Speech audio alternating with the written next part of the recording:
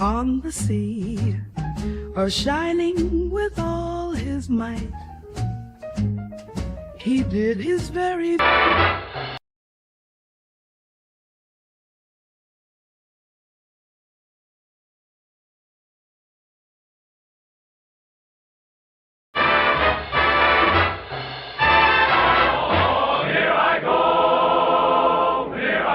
Anti-Oedipus,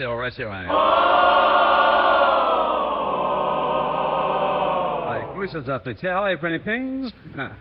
Category, yellow, agent of vice versa, Borgsfrau. Here I go, Anti-Oedipus. Yes, it's a William Brixit one these days. So it's still some other. Here I go, Anti-Oedipus. Oh, oh. It functions everywhere, sometimes without stopping, sometimes discontinuously. It breathes, it heats, it eats, it shits, it fucks. One mistake ever said the it everywhere. It is machines, not at all metaphorically. Machines of machines with their couplings, their connections. An organ machine is connected with a source machine, one emits a flux which the other cuts. The breast is a machine that produces milk, and the mouth a machine coupled to that one. The mouth of the anorexic hesitates between an eating machine, an anal machine, a talking machine, a breathing machine, deeper machine, asthma, attack. This is why we are all tinkerers, each with their own little machines. An organ machine for an energy machine. There are always flux and cuts. Judge Schreber 5 has divine rays in his ass. Solar anus. And rest assured it works. Judge Schreber feels something, produced of something, and theorized about it. Something is being deduced effects of machines, not metaphors.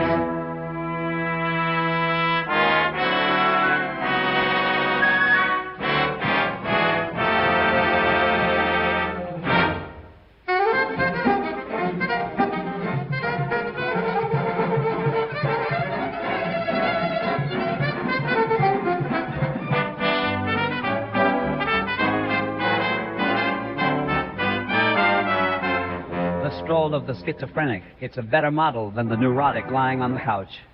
A bit of fresh air relationship with the outside. Take the stroll of Lenz into the outdoors. It is different from moments when Lenz finds himself with his good pastor, who forces him to situate himself socially in relation to God, in relation to Father, in relation to Mother.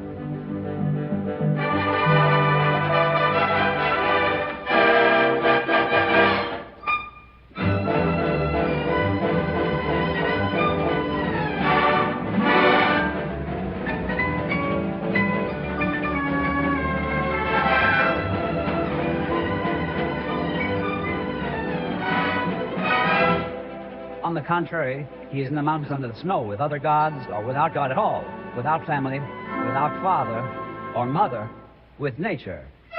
What does my Father want? Can he give me better? Impossible! Leave me alone. Everything is a machine.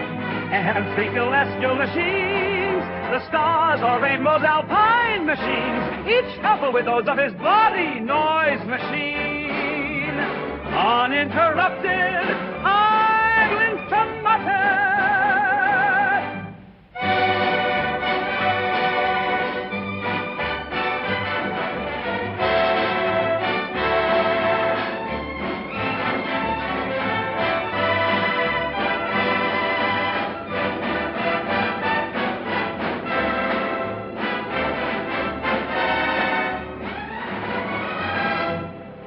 It must feeling of endless bliss to be in contact with the profound, life profound to every form.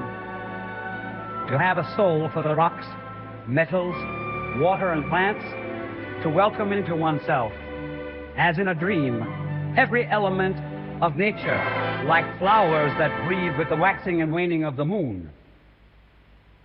Både det landskap gissar sig where, både där vi multidagen ned, innen the replies. Krongas can be a chlorophyllin machine or a photosynthesis machine, or at least split his body as a part into such machines. Lens, put himself before the distinction of man nature, before all the identifications that this distinction conditions.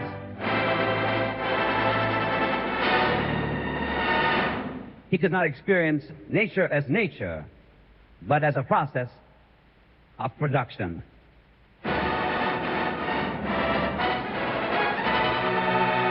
There is no more man nor nature, only process that produces the one within the other and couples the machines together.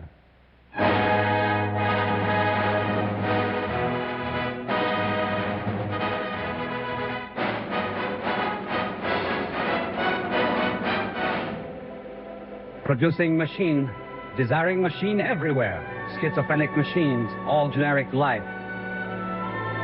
Me and not me, exterior and interior don't mean anything anymore.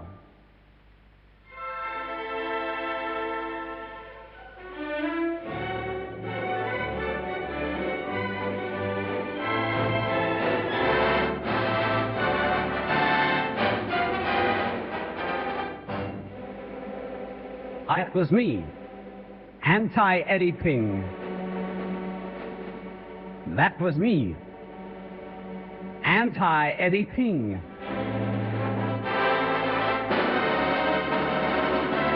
The desiring machines.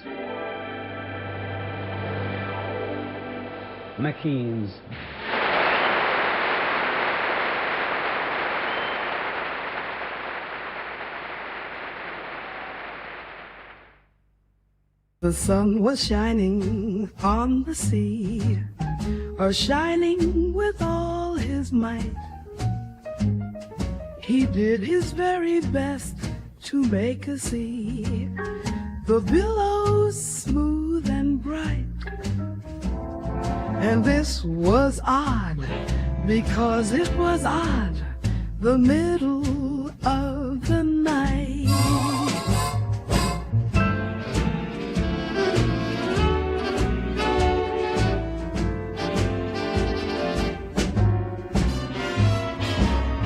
The moon was shining sulkily, because she thought the sun had got no business to be there after the day was done. It's very rude of him, she said, to come and spoil the fun. The sea was wet as wet could be. The sands were dry as dry. You could not.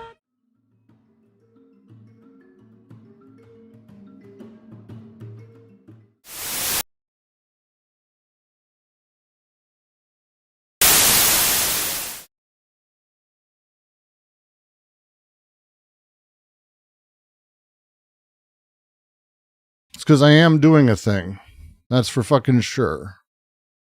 I definitely am doing a thing. Hello, everyone, and welcome to the Quarantine Collective's fourth millennially, I don't know how that works anymore. It's our fourth reading of Anti-Oedipus as we make our way through very painfully slow, very, very painfully slowly. I want to thank all of you for joining us.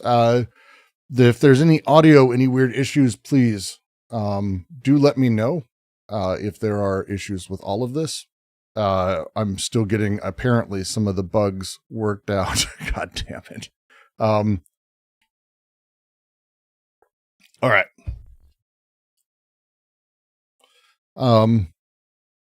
Cool. We're going to just be like diving straight in because last week I'm getting someone is coming through. Who would be that? Everyone mute up if you're in Discord.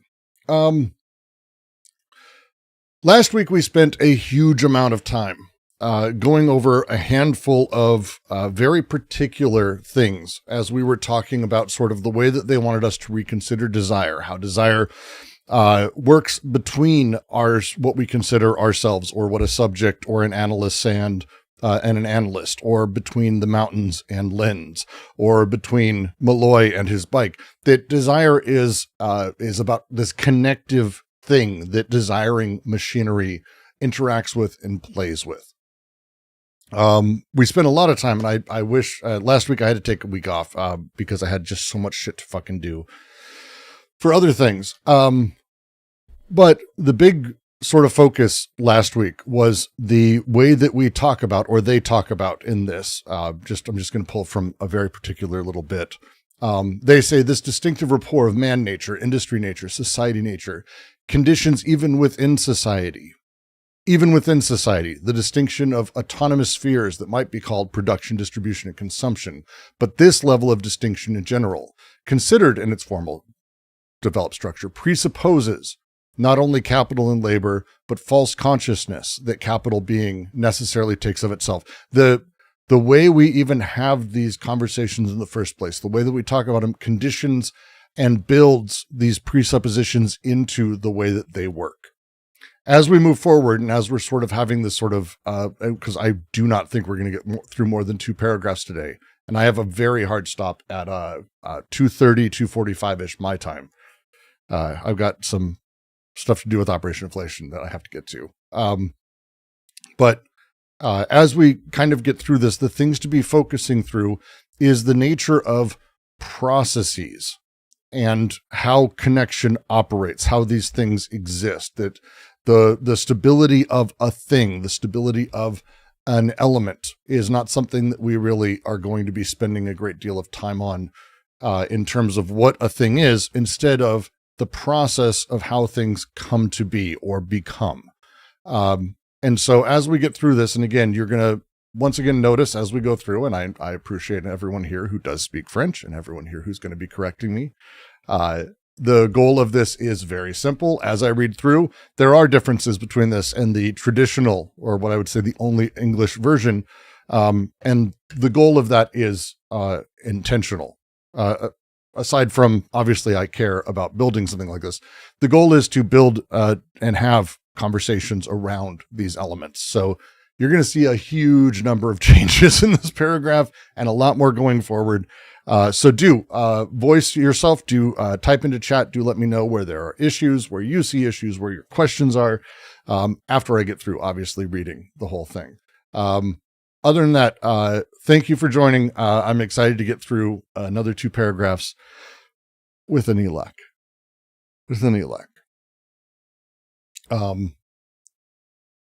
Let's see. What do I have in my notes for this one?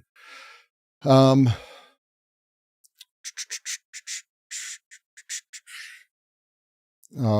this would be, this is kind of them going through the way that process operates. So we'll just get through it and we'll make our way.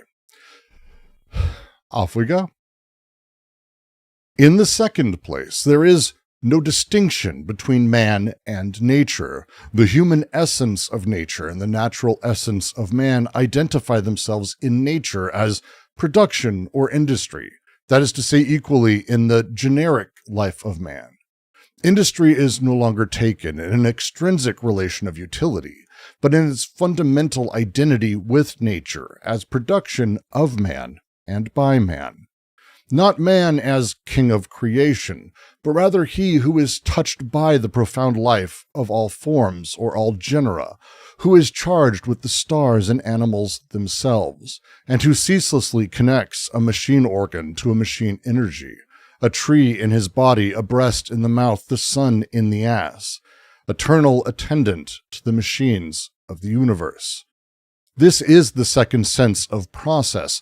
Man and nature are not like 2 terms, one opposite the other, even taken in a relation of causation, of comprehension, or of expression, cause-effect, subject-object, etc., but a single and same essential reality of producer and product. Production as process overflows all ideal categories and forms a cycle which relates to desire as immanent principle. This is why desiring production is the effective category of a materialist psychiatry, which posits and treats the schizo as homo natura. On one condition, however, which constitutes the third sense of process. It must not be taken for a goal, an end, nor must it be confused with its own continuation to infinity. The end of the process, or its continuation to infinity, which is strictly the same thing as its abrupt and premature arrest, is the causation of the artificial schizophrenic, such as one sees in the hospital, autistic wrecks produced as entity. Lawrence says of love, quote, "From a process we have made an end. The end of all process is not its own continuation to infinity, but its accomplishment. The process must tend toward its accomplishment, not toward some horrible intensification, toward some horrible extremity where soul and body end by perishing." End quote. It is with schizophrenia as with love. There is no specificity, nor schizophrenic entity. Schizophrenia is the universe of machines, of desire, producing and reproducing, the universal primary production as a central reality of man and nature. My audio is cutting out. I'm not getting that on YouTube, I don't think. No one's saying anything on YouTube. Audio's fine. Good. There's actually a lot said in this. There's actually a huge amount said in this. And you'll notice there's a lot of changes. We're going to go through it sentence by sentence. But the things to sort of focus on as we're talking about this is that when they talk about the distinction of man nature or homo natura, treating the schizo as that, the way that they're talking about processes not ending, the way they're talking about processes not continuing to infinity, that is the artificiality of the process, where we identify the process as a thing, we then string it out, or that we notice it is like we make it a thing. That continuation or premature rest, where we don't allow it to end of its own force, its own momentum, its own processes. The line here is, and there's a lot of critiques happening, specifically with Lawrence, and it's one of the things that I actually didn't realize until I read the original and I went back to Lawrence's writing on this. For Freud, who is obviously someone they're polemically against, the push for libidinal or sexual energy has a death drive with it, that it ends in this sort of intensification to destruction. Lawrence actually in that entire piece is speaking of love, erotic love and desire, as actually something that has an accomplishment moment, that it ends in passions or ends of its sort of own accord, not by intensification to perishing, which is the neurotic ending, which Freud pushes. This whole thing is really pushing towards driving us to rethink how we consider these dualisms, how we consider the processes of these things, not towards this sort of hospitalized autistic wreck, right? But instead to allow these processes to take place as they necessarily do themselves. And I say necessarily intentionally. The first sentence: in the second place, there is no distinction between man and nature. The human essence of nature, the natural essence of man, identify themselves in nature as production or industry. That is to say, equally in the generic life of man. Generic life of man is actually really an important phrase here, because if you don't know Marx's sort of writing in general, he talks greatly about this in the 1844 manuscript specifically. This is what they're referring to, the generic life of man, not not life of man as a species, which has connotations of like specificity around what man is from almost an objective outside. That's not what he's referring to here. Man and nature form identity in production. These aren't two terms that relate externally. These are two terms that are together a single productive reality. The way Descartes or Heidegger says that humans are exceptional from nature in any capacity, they're explicitly going against this. The human essence of nature, the natural essence of man, this is absolutely what Marx said in the 1844 manuscripts. They're basically really going hard at bringing Marx into this materialist psychiatry they're trying to develop. The generic life, Ganten Swesen, I'm not going to pronounce it correctly. You can fuck right off. The generic life, the way that the species of man, and that's why it's not like life of man as a species, but the species of man, the generic life of how we exist is productive. It's a productive existence, as he talks about it and sort of speaks. This is the sort of, as he's talking about second sense of process, again, if man and nature are identical in production, the human is not sovereign creator. He is part of the assemblage. He's part of the arrangement. He isn't a producer, right, as some may call him, but instead he is part of production. This is the second sense of process he's driving for. And they continue. Industry no longer taken as an extrinsic relation of utility, but in its fundamental identity with nature as production of man and by man. I'm not going to go over sort of the original, but again, this is pulling more of Marx out. This is driving more of that. Man, nature as identity, what that is for production, what it means for production. Industry, not an external thing, an outside thing that's imposed on nature, but it is the productive movement of man.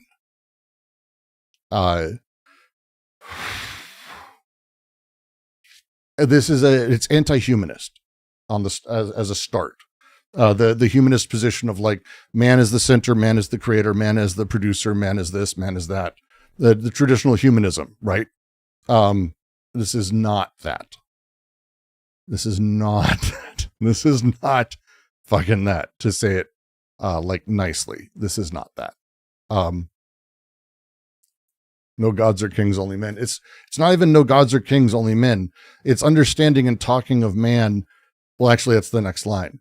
Not man as king of creation. These are very particular phrases that they're going to be using through this. But rather he who is touched. You could say man, he who is connected to, touched, felt by the profound life of all forms, all genera, who is charged with the stars and animals themselves, who ceases not to connect a machine organ to machine energy, a tree in his body, a breast in his mouth. I have ceaselessly connects as my little correction here. A breast in the mouth, sun in the ass. Eternal attendant to the machines of the universe. In the original English, they use the word custodian here.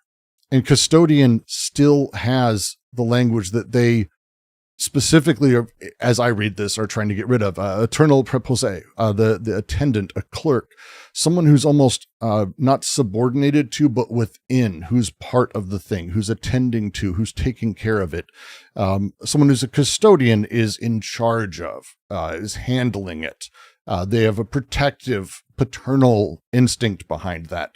But this is not that. This is someone who's just within it, someone who's not serving the machines from beneath, but within the entire setup, who's part and parcel of it. So touched, someone on YouTube's asking, does touched also mean emotionally touched? So the touché par is kind of about, you could say intimately connected to or intimate contact, right? It has to do with touched. Now in the original English, they flatly say intimate contact, but there's a receptivity.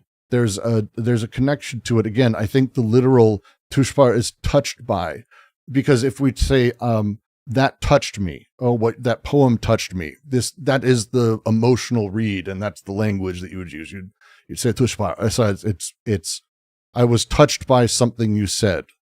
It's intimate contact, connection, but it's not an active internal relation, which is, as I read, intimate contact in the original. It doesn't really fit. It's man is affected by, not master of, and affected by in process of natural forces. And again, the Hurley translation also has him, and I use the term charged with. They say responsible for. Like, this is the language I read that they're trying to get away from. Like, in the French, it doesn't have any of these connotations. And they're really going out of their way to say that man is not a sovereign controlling creator. It's not a human exceptionalist position, but instead that man is almost passive receptivity and functionary within this cosmic machinic processes that is happening. The body of a man is connective points for heterogeneous flux connection. And like, this is what Antonin Artaud's entire like theater of cruelty is about, and what he's going for. This is Nietzschean. There is no being behind doing, all of that shit, right? The language they use, and they talk about it, tree in body, breast in mouth, sun in ass.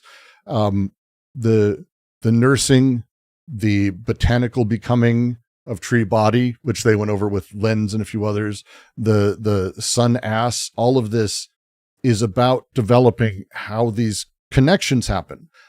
Again, they're not yet saying what's giving them larger meaning, how we get there, how they become all at once. We're moving our way towards this. But this is kind of beginning to enact what that previous sentiment we just went over is kind of talking about abstractly. We have vivid imagery of machinic connections here, right? Like super vivid, and what they're doing, and they're very concrete. And it's not saying that they do this or they create this other thing. It's this, these are the steps of it. This is the processes. And that's what they're saying. The second sense of process, man and nature, are not like two terms, one opposite the other, even taken in a relation of causation or comprehension or of expression. Cause, effect, subject, object, etc., but a single and same essential reality of producer and product. It's a wildly different translation here, but this is man-nature as identity here overcomes dualism. That's why they will use the term homo natura, because they're talking about like the man-nature combination, the natural man. That's what they're going to be saying. And they don't want it to be like natural man, like the noble savage shit or any of that. This is about overcoming dualism entirely, not some simplistic, naive opposition to it. This is a completely different understanding and sophisticated relation that works like causation, comprehension, like expression, which they go over, right? This is a single productive reality. Producer and product are moments of a single process. Is it kind of Buddhist? Depends on how you want to talk about it, but Ben would have some things to say there, I have a feeling. Thank you, Reiko, for answering that. Where Marx talks about the generic life of man is the philosophic manuscripts, economic and philosophic manuscripts of 1844. I usually shorthand it by saying manuscripts of 1844, and I shouldn't do that.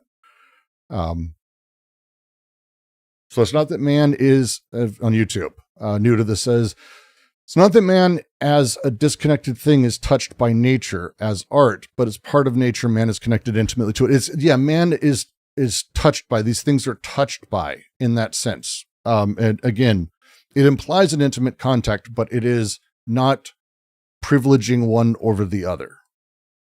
And it is very specific. And they will make that point in this paragraph, I think, very nicely. Production as process overflows all ideal categories, forms a cycle which relates to desire as immanent principle.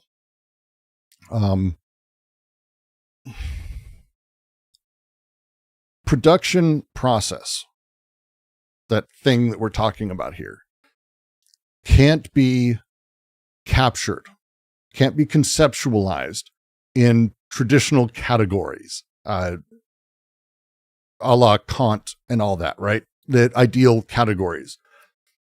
Because it forms this cycle with desire as its principle.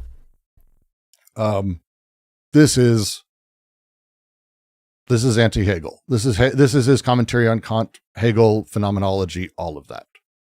The cycle is going to be what they're going to come to call, not immediately, but as we read the book, the three syntheses of the unconscious as cyclical process that fall back on each other and deal with these things.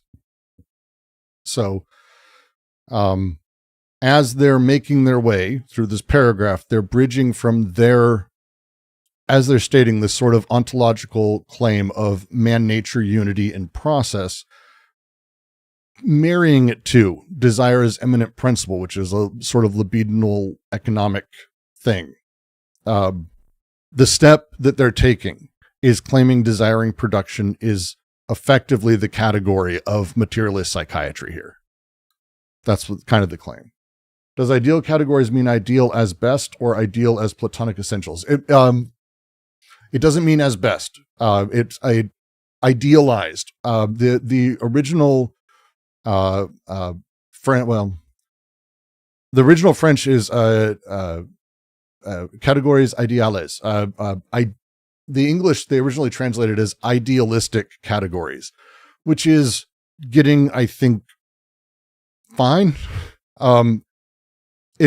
These are ideal categories, and the use of that is very particular for Deleuze, especially thanks to his writings on Kant and idealism in general. This is not idealism per se, not idealistic in that sense, right? It's any attempt to idealize, any attempt to conceptually master production with a categorical sort of name, as I read it. Does that make sense, Rudd? I'm hoping that makes sense. So basically, aid against the separation of man from nature, or in opposition. It's not. It's against all dichotomies like that. So the specific man-nature one, they're talking, and they open up the paragraph by saying that the human essence of nature, natural essence of man, identify themselves in nature as production industry, equally blah, blah. They're trying to do away with this because to them, it's steps in a process. And steps in a process you can't really name. In the same way, like, just to use my favorite from Logic of Sense, when I say that Alice is becoming larger, eat me, drink me from Alice in Wonderland, there really isn't a moment that Alice is becoming larger.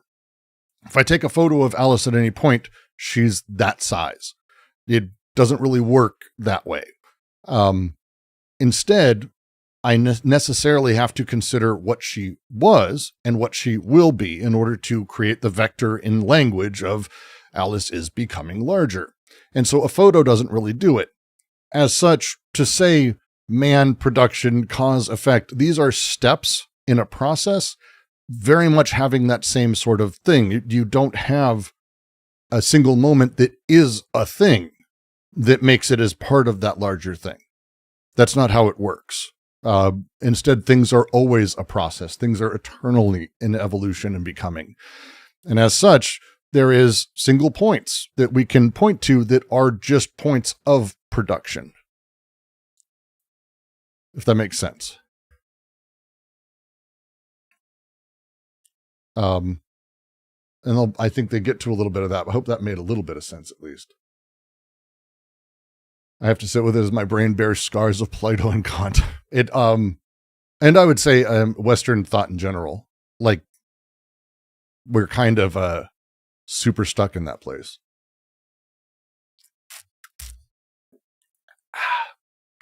Having some water.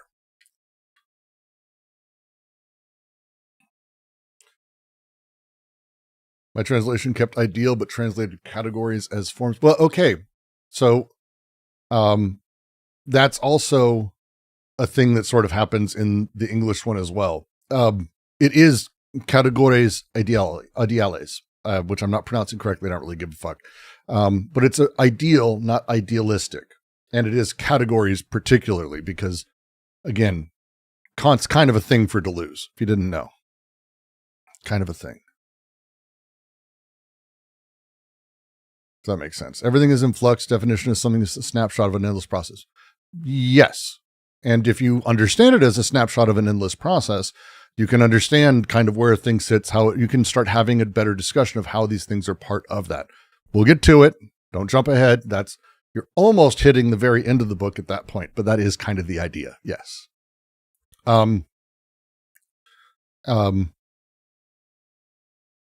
The last little thing is, I want to go over in this sentence is, relates to desire as immanent principle.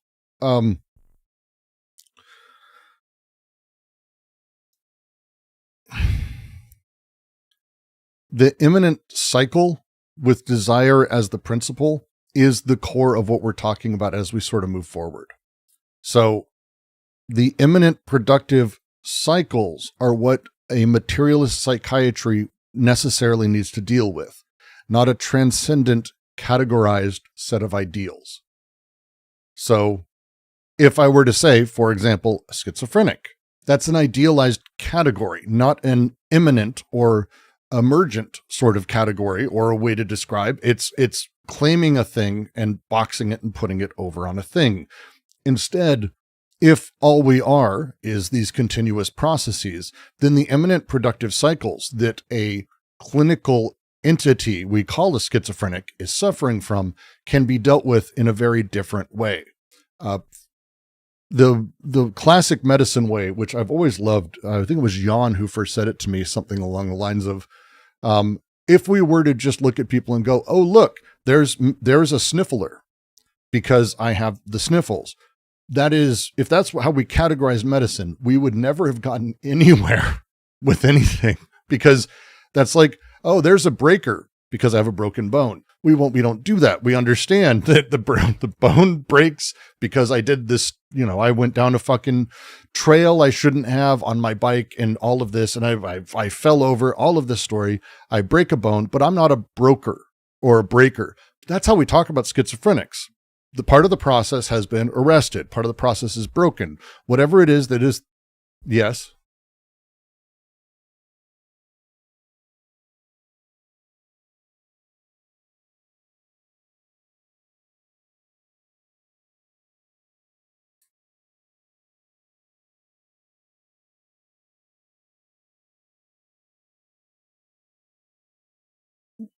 Because that's how they function. Because that's the...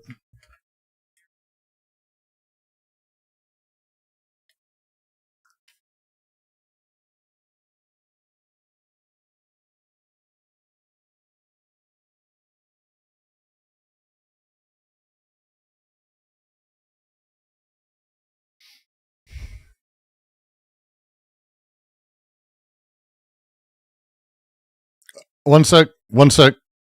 You might have to restate that because I just realized Discord is muted apparently. One sec. I am so sorry, LJ. Discord's muted on YouTube. LJ just went through and was talking about, if you want to just summarize real quick, it's worthwhile. I'm sorry about that.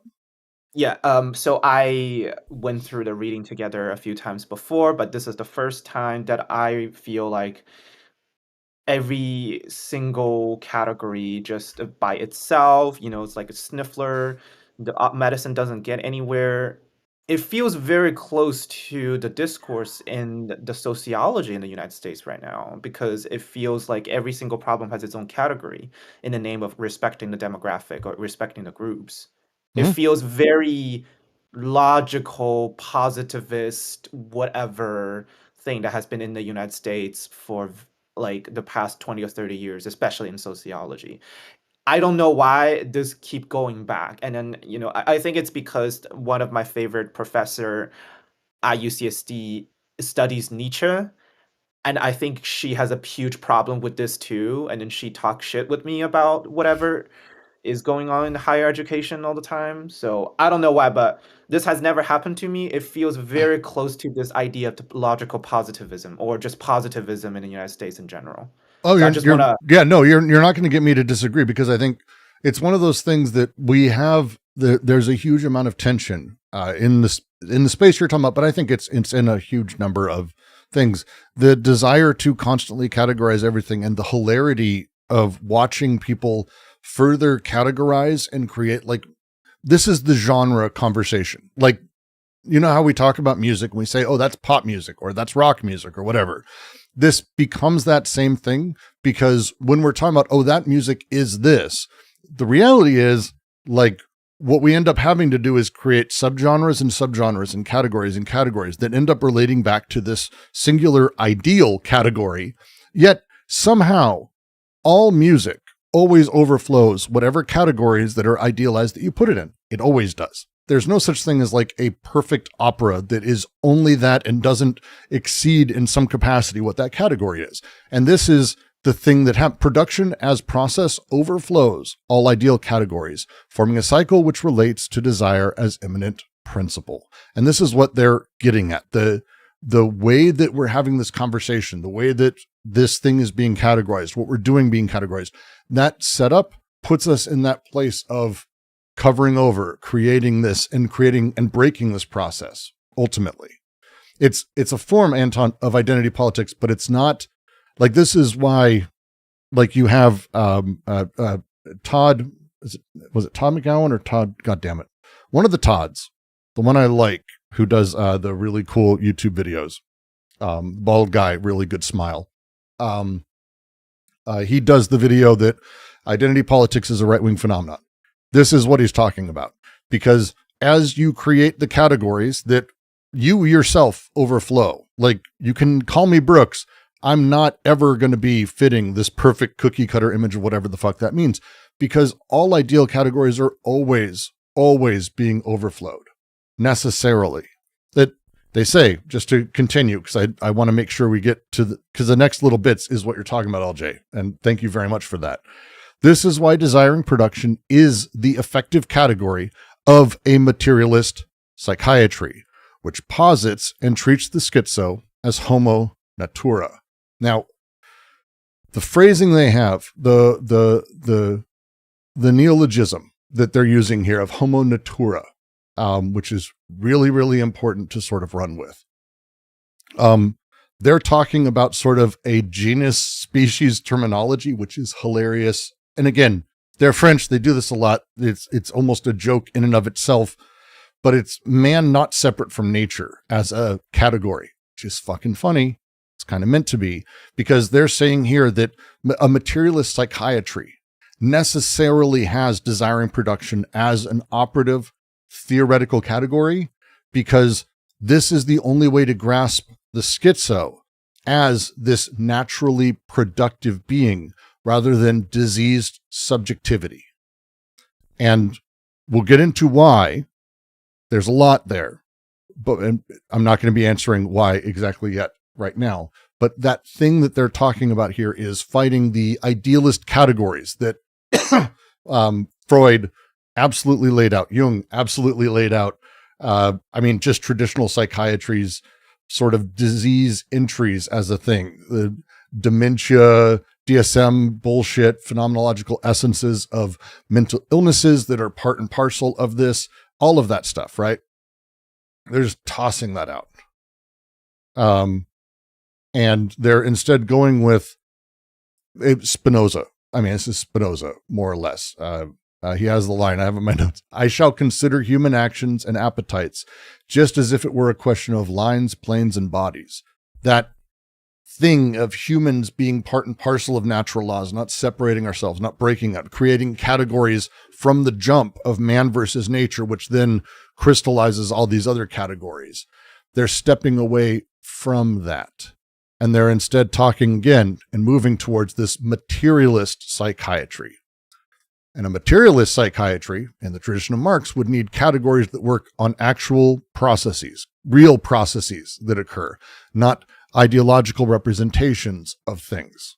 So Marx sort of made a big deal about that. Althusser made a pretty big deal about that as a thing. And so as they move, they go, but wait, there's one thing.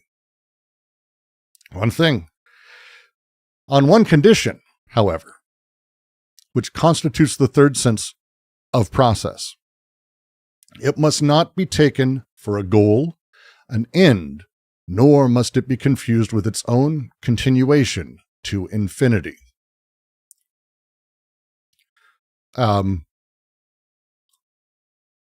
The third part is the elimination of like any teleological character to this. Processes can't be a goal, a teleological thing. It can't be infinity, like a bad infinity. We'll talk about that at some point, not today. But what these things are doing and what happens here is the problem. Because this is really going to structure more or less their critique as we get into capitalism of the core axiomatic. So we'll be getting to that. That's an asterisk to sort of keep as you go. As a thing. We'll get there. But we're talking about the limit of the process. At the end of the process, continuation to infinity, which is strictly the same thing. The end or the artificial continuation. And they say the end of the process, continuation infinity, which is strictly the same thing as its abrupt and premature arrest, is the causation of the artificial schizophrenic, such as one sees in the hospital, autistic wreck produced as entity. Like literally, it's autistic wreck. The made autistic, the way this is a produced entity, the process of making existence or this process of desire a goal that is for this, to this end, has this, or continues forever, produces artificial, hospitalized, schizophrenic entities. This is not true schizophrenia. This is not schizophrenia as process. This is the embodiment of its reification and hardening. Why does it say artificial? It's a hell of a phrase, isn't it? Let's see. Because it says artificial. That's the reason I translated it as artificial.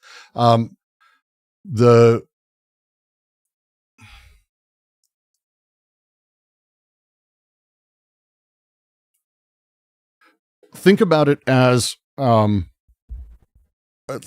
productive process. I mean, that's going to be why it says artificial.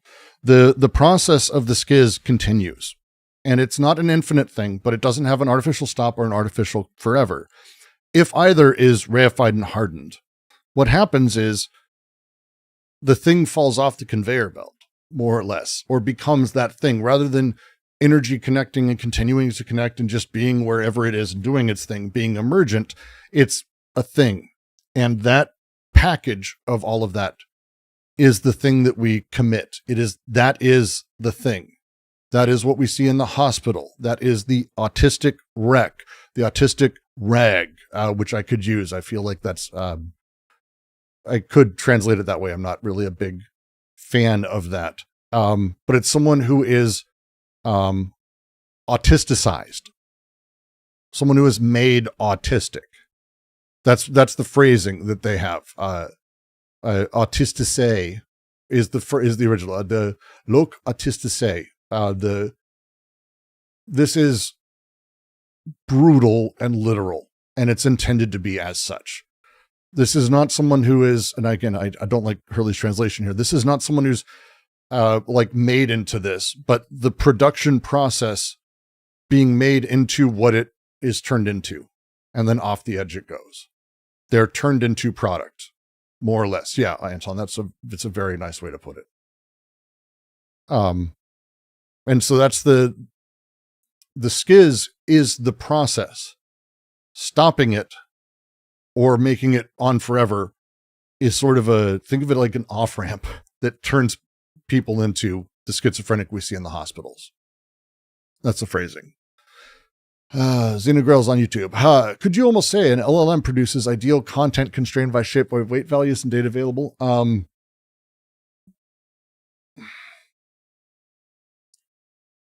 I think there'd be an interesting discussion. I probably wouldn't say that though.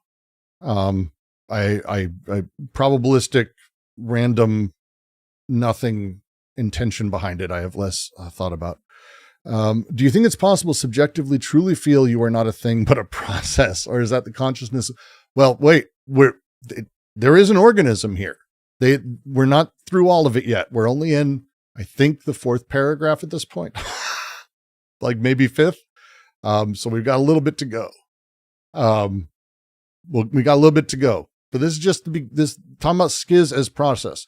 Also, by the way, if you hear anyone who says that they laud and talk about how we all need to become schizophrenic, you can point to, one, the entire book, but certainly this paragraph and go, hey, no. Calling it the thing, naming the thing, ending the process or forcing it to infinity, which is strictly the same thing as abrupt and premature arrest, is the causation of the artificial schizophrenic you see in hospitals, the autistic wreck produced as entity. As Lawrence says of love, I love D.H. Lawrence. From a process, we have made an end. The end of all process is not its own continuation to infinity, but its accomplishment. The process must tend toward its accomplishment, not toward some horrible intensification, toward some horrible extremity where soul and body end by perishing. I really like this, and after reading it in the French, it makes me realize, I believe, that this is very much a vitalist critique of the negation of Freud's mechanized libido.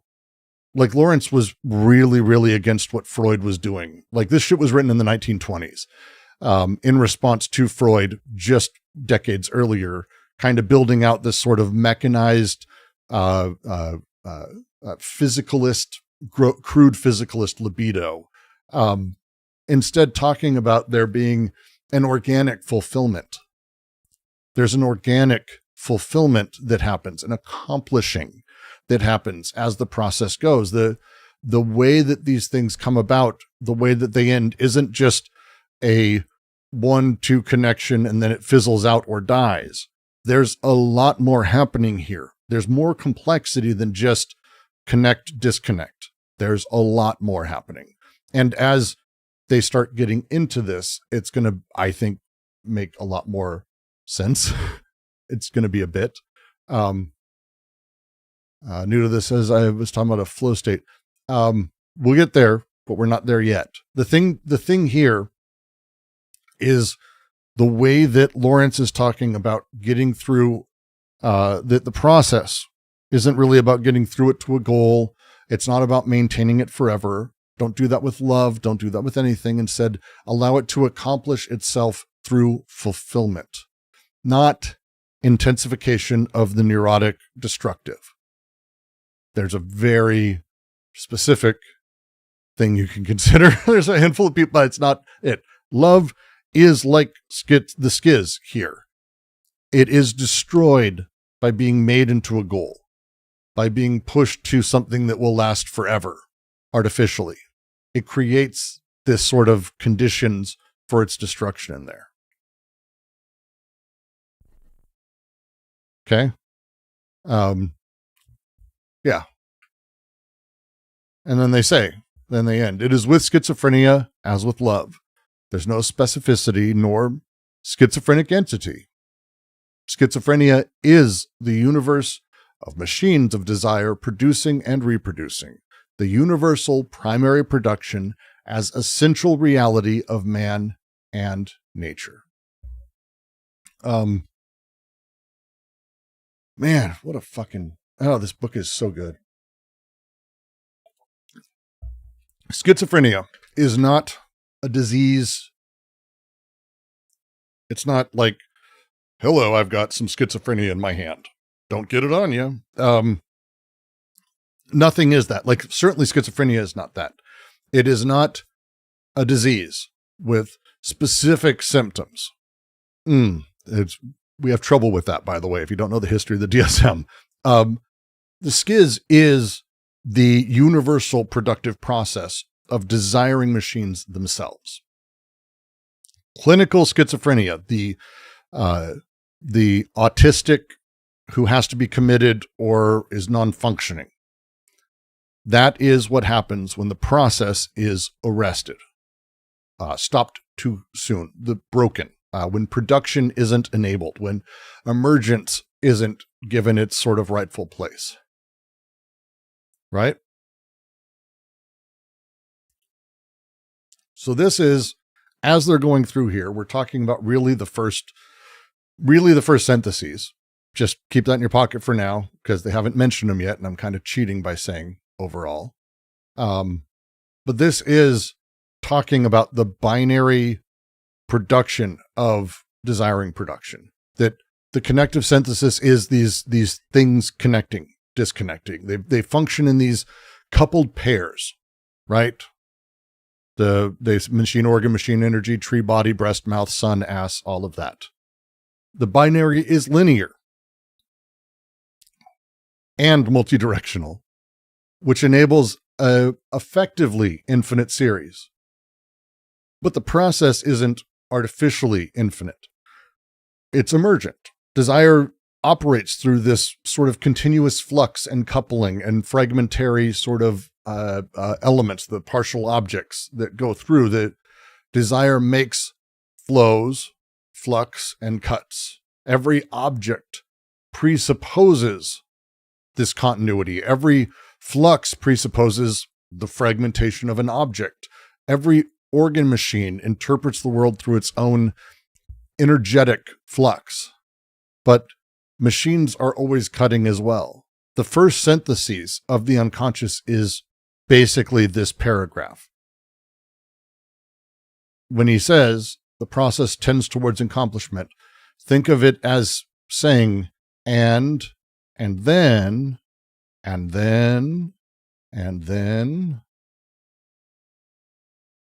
because that's what we're going over now.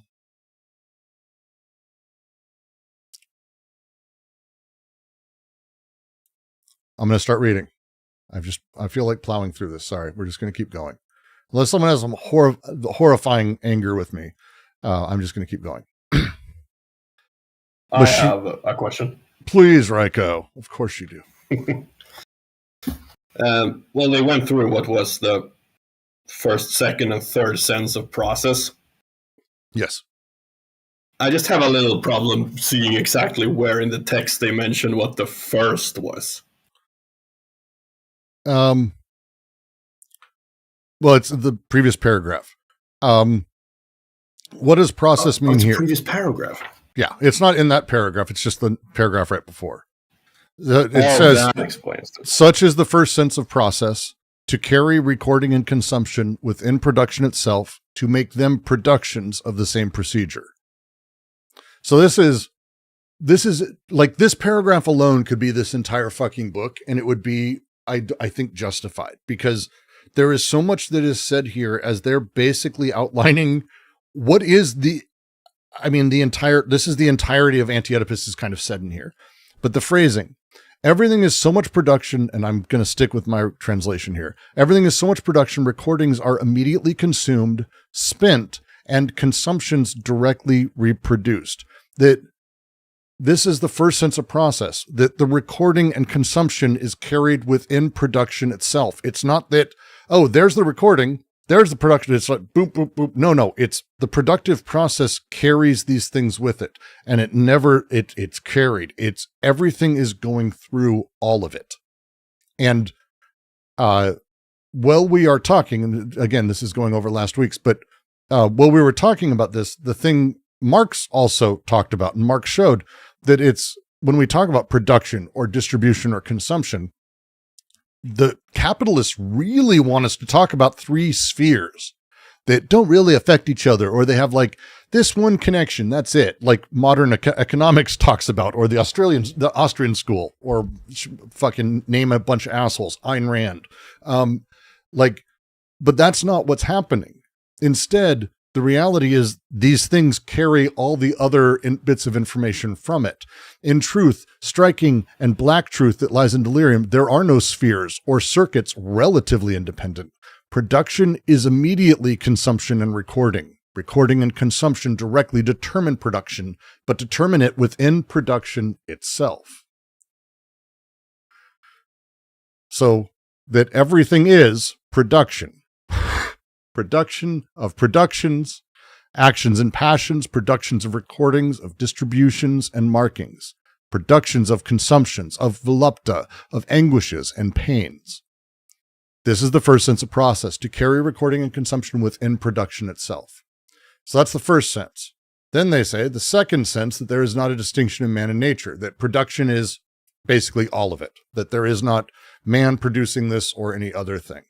So man and nature are not two terms opposite one another, even taken in relation to causation. This is a idealistic, anti-categorical, anti-representational at its base.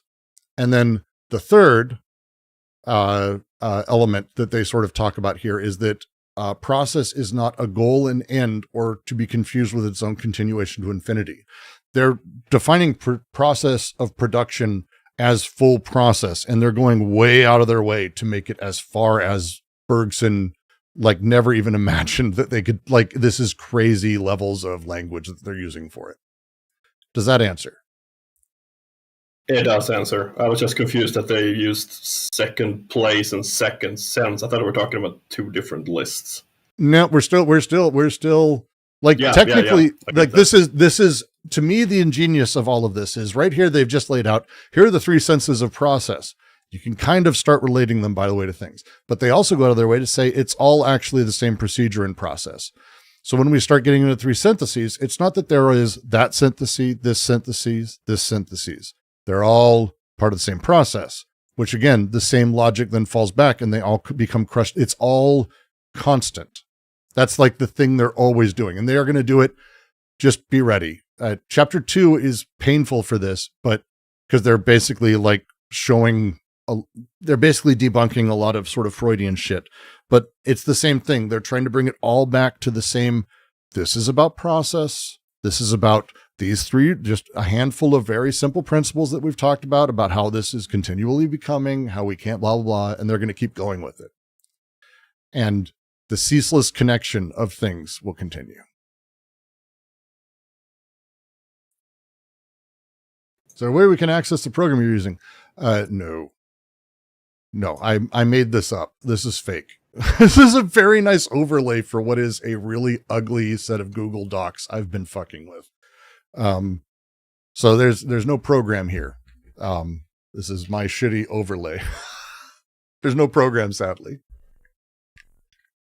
Trust me, if I made a program that did really good translation, honestly, we're not far from LLMs being able to do it probably better than us, to be frank, which is frustrating. Or doing it good enough that you won't be able to notice. Because if people have taken the Hurley translation, which has some really fucking wild, things that do the opposite of the thing. If I just go back to the beginning of this last sentence, the beginning of the last paragraph, the second place, there's no distinction, right? They say, they translate it as, in the second place, we make no distinction. That is such a very specifically odd way to do this. It's rhetorically adding a voluntarism into this that they don't have in the original, as a thing. They also get rid of the Marxist reference to generic life and make it life of man as a species, which I think that obscures. I hate it so much. So it's but if that's worked, just imagine an LLM translating shit and being, again, 98% there. Fuck, it's frustrating. One more thing about existing subjectively as process. There's the I am nothing mantra in yogic practice. Have you heard of this, and is it related? It's related. Yes, I've heard of it. I've been doing yoga for 20 plus years now. I suggest it, by the way.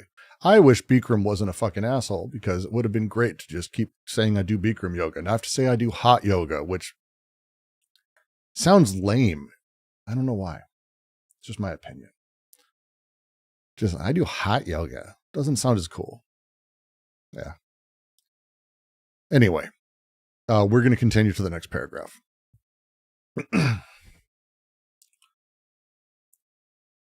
Machines of desire are binary machines with binary rule or associative regime. Always one machine coupled with another. Productive synthesis, the production of production, has a connective form, and then. It is that there is always a machine producing a flux and another connected to it, operating a cut, an extraction of flux, the breast, the mouth. And as the first is in turn connected to another with respect to which it behaves as cut or extraction, the binary series is linear in all directions. Desire ceases not to affect the coupling of continuous flux in partial objects, essentially fragmentary and fragmented. Desire makes flows and cuts. I love everything that flows, even the menstrual flux that carries off unfertilized eggs, says Miller in his Song of Desire. Pockets of waters and calculations of the kidney, flux of hair, flux of saliva, flux of sperm or shit or urine that are produced by partial objects, constantly cut by other partial objects, which produce other flux recut by other partial objects. Every object supposes the continuity of a flux, every flux, the fragmentation of the object. No doubt each machine organ interprets the entire world according to its own flux, according to the energy that flows from it. The eye interprets everything in terms of seeing, speaking, the hearing, the shitting, the kissing, but always a connection is established with another machine, in a transversal where the first cuts the flux of the other or sees its flux cut by the other. Menstrual afflux or sufflux. Flux is actually there's a lot of questions about how you translate things. Flux is itself about an emphasis on the surging capacity of a volume. So for example, if I were to say that diarrhea is flowing out of my ass, that's a very particular thing, where this is saying it explodes out. There's a reason that we talk about flux versus flowing when we say come or menstruation, because it's not like it's like, oh, cool, I turn on the menstrual hose and off it goes. That's not it. It's I take a piss. It's a flow of urine. It's a burst. There's a very particular set of language they're using where the focus is on the expulsion, the explosion of it versus anything else. Henry Miller wrote in English, yes? Yes. I translated it from this. I couldn't find exactly where they were writing this, so feel free to go ahead and do that. I looked, I didn't spend enough time. I should though. I didn't care. The menstrual flow, it should be flow. You're right here. But this is the fun part of this fucking translation, how they translated it, how they brought things over. Flow's appropriate where it's flow. We'll get through this. So, we'll get through this.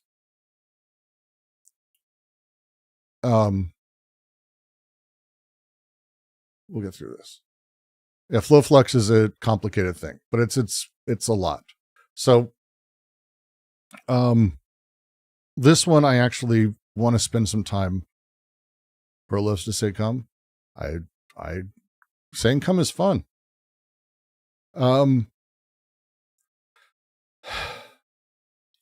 Machines of desire are binary machines with binary rule or associative regime. Always one machine coupled with another. Desire machines function in pairs, period. It's always about coupling and connection. There is not a multifaceted version of this. It is always coupling and connection. And again, don't oversimplify this thinking representationally. They're very particular. There's a fundamental structure of unconscious production that they're referring to here. This is binary systems, Boolean logic, cybernetic sort of theory. We have a lot of Raymond Rouet readings on the QC. Go ahead and click on over if you want to take a read or a listen. Fantastically important and kind of the basis of a lot of what they're going to be talking about here. But the binary rule is part of that. Binary oppositions, binary setups, all of these things. The other term that's going to be really, really, really important is regime. Regime is going to be, for them, regime is a mode of functioning. It's a word we don't often sort of, oh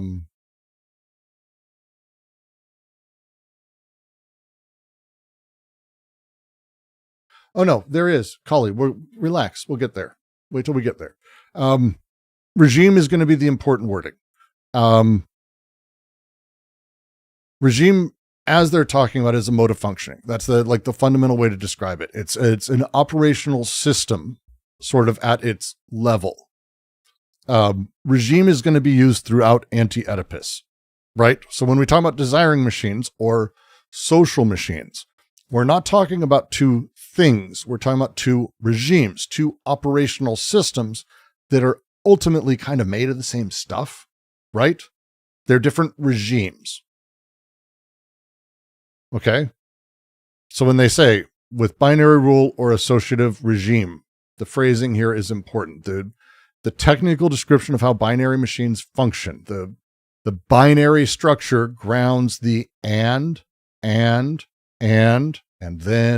and that they're talking about in the next sentence, where they say productive synthesis. The production of production has connective form and then, the synthesis, the first synthesis, this is the first synthesis, is the connective. Its logical form is that of and then. When I say logical form, I mean informal logic. Logical form, formal logic. Following? Yeah, DNG quotes aren't quotes. We'll get there, and it's weird, and it's annoying that they do this. Don't worry. There's reasons I left stuff like fucked up, because I wanted to have the discussions around it. But that's the first thing here. And then is the formal logic of the connective synthesis. Okay? Following? Everyone following so far? We're not very far in this, granted, but that's the setup. They say then, it is that there is always a machine producing a flux and another connected to it, operating a cut and extraction of flux. So this is where we will talk for a second about flux and flow as things. In the Hurley translation, they translate this as, this is because there is a flow producing machine, another machine connected to it, interrupting that draws off part of this flow. There is the word flux used only. There's no coulée, there's no flow in the original. So this is where we start running into that really, really, really annoying thing. Really annoying thing that we're going to see throughout it, and that I know I overcorrect. I did it on purpose. It's fine. But the flux at the center of this is going to be so fucking important as we get forward. It's going to be so fucking important. Binary machines operate through the production of flux, of afflux, sufflux, of the burst. The burst is the thing. And it's tough. English language doesn't really have a term for this. And French does flux, because flux is used in just a massive wide range of things. Technically, we can use it the same way, but we don't. When a dam breaks, we don't say, oh, look at all the water flowing out of the dam. We say, holy shit, look at the water bursting from the dam. The bursting and flux, that would be the way we would use it. That's the setup. That's what they're talking about. It is not a flow. It is not a constant laminar flow that is happening here. It is not that a machine produces a flow. It's the machine produces an afflux, a sufflux, a whatever, a fluxion, a burst. Desire produces the burst. The connection produces the burst. And there are two really particular terms that are used in this sentence. And this is going to be where it's just, we're going to take a second on this one, because this is going to be the rest of the paragraph is going to be kind of decided here. And I want to get everyone's thoughts on this, especially you, Estelle. I know you're here. Collie too. You guys can all yell at me. That's great. Operating a cut, an extraction of flux, the breast, the mouth. The French version uses two very precise technical terms. Couper, I'm not pronouncing that, C-O-U-P-U-R-E. It means to cut. It means cutting, the slicing, the cutting off, that, versus prélèvement, which is extraction, sampling. I hate the original translation so much. It is not interrupting, it is cutting. It's productive operations. They're being very particular here. Extraction is not drawing off part of it. Extraction is specific in the Marxist sense. Like they're using these terms in particular ways. Very particular ways. It is very technical removal and sampling. They use these words throughout the rest of the book. Like genuinely, this is everywhere. So when we talk about the basic operations that the design machines have, it is that they operate through this production of flux and through cut extraction, more or less. One machine will produce this flux and another will cut and extract from that flux. This is the operation of design and production as we go. So the breast, for example, and again, milk doesn't flow out of a breast. Don't know if you've ever breastfed or seen a baby get breastfed or bottle fed. Milk doesn't flow out of the nipple. That's not how it works. It spurts, it blurts, it's flux. And when we talk about the breast mouth, which is like the thing that they're really here, this is like the original binary machine they're going to keep coming back to over and over and over. They're not privileging it in the traditional way where we talk about the oral stage of the child. Instead, they're using it as an exemplar of how designing machines function. That the mouth breast machine the extraction of the flux is what happens there. There's a huge amount of things that are happening there. The cuts are productive, not privative, which is important. This is not lack. This is not something missing. This is a positive operation. The cut is producing by extraction, by sampling, by breaking the flux into other energies that can then do things and work in other ways.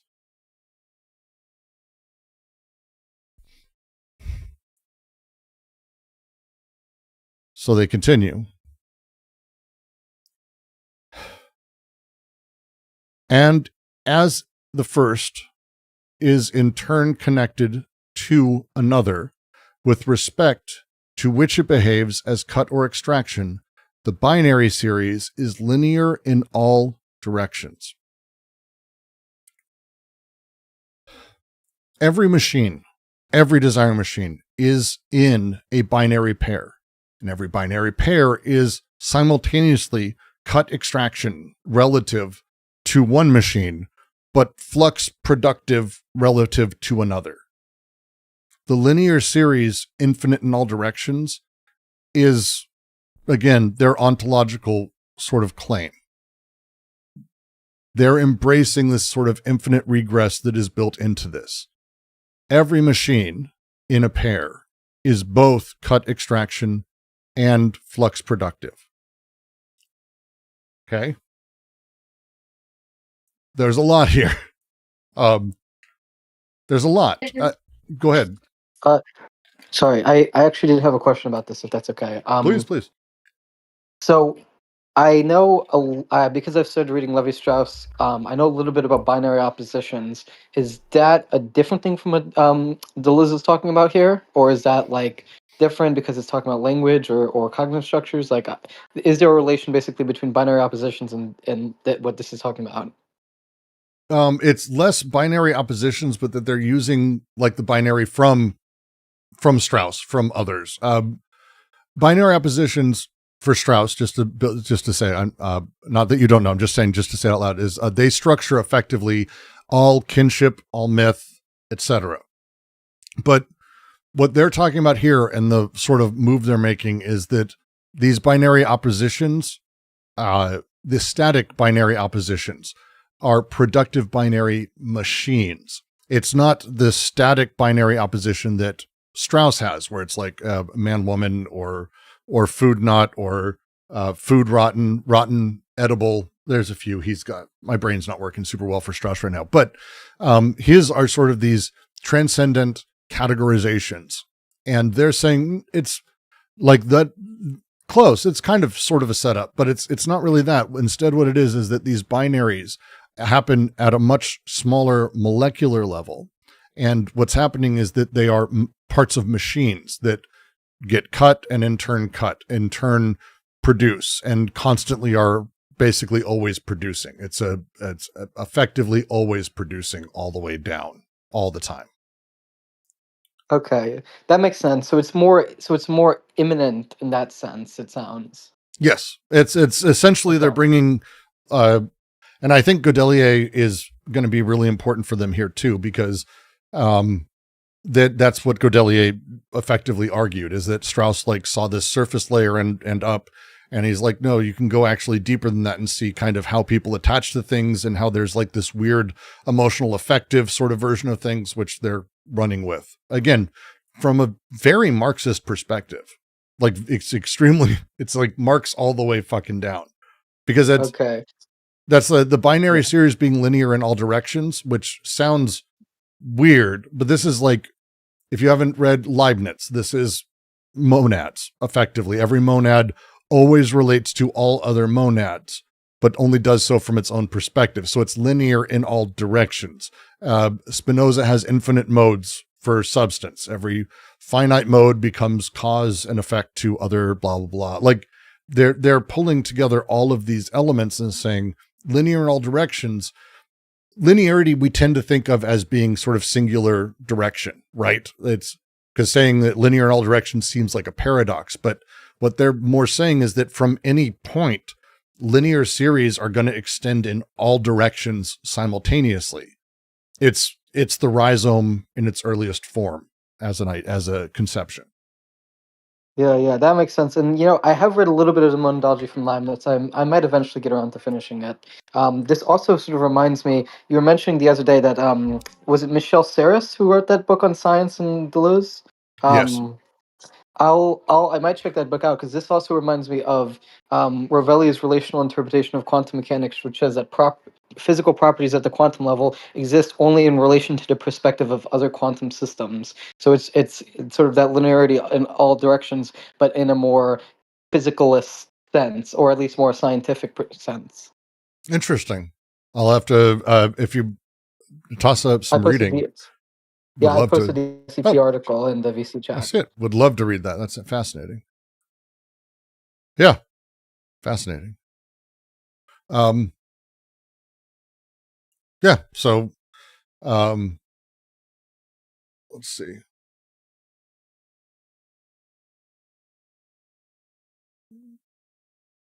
LJ, Alex was talking in here. So if you couldn't hear Alex,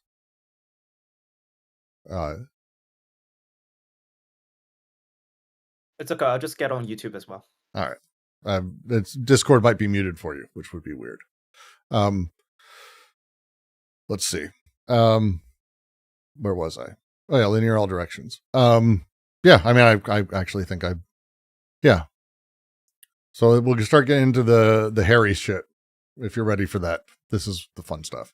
Desire ceases not to affect the coupling of continuous flux and partial objects, essentially fragmentary and fragmented.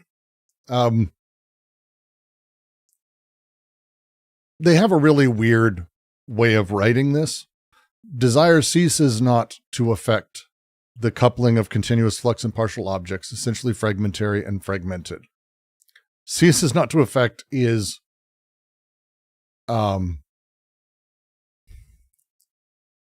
sort of a weird negative construction. It doesn't cease to, you could say, is another way to do it. I'm open. I left it more literal because every time I get in my own head when I start talking about this. But the idea, ultimately, the idea they're driving at is that the essential operation of desire is coupling this like continuous flux that is being produced with fragmentary elements, the partial objects, right?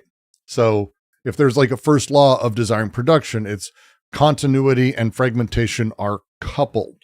They are not in opposition to each other.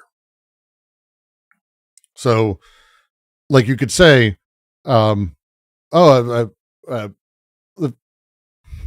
continuity and fragmentation tend to be considered in opposition in almost every single way. People always have this conversation. This is one of the reasons I like Daniel Smith's paper on the body without organs, which I always post every week, because one of the big things they're trying to drive to is this idea that the fragmentary doesn't need to be sort of outside or separate from continuity, that we're able to actually have them synthesize. They can actually work together and they play together. They do things together, that fragmentation is essential, that it's not a failure of integration. And actually that that sort of continuity of things comes from this. It's subtle. And it's, again, they have a phrasing. This is just to go into the really weird language they use. At the end here, it says partial objects essentially fragmentary and fragmented. The French there's such a fascinating sort of shift here. Fragmentary meaning like consisting of fragments, right? Or the fragmented, something that is broken into fragments or having been fragmented itself. The nature of the fragmentary and the process of the fragmented coming together is the point. The general principle that's sort of being played with here. Binary machines, the connective synthesis, are flux cut operations, and they all sort of instantiate this coupling of flux and fragmentary objects. And this is the Miller quote that they're going to use as they go forward.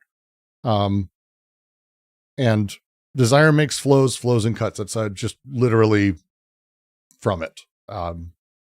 That's literally it. Le desire fait couler, coule et coupe. Beautiful in French if I could speak French well and not be embarrassing. By fragmentary, do you mean discrete as opposed to continuous?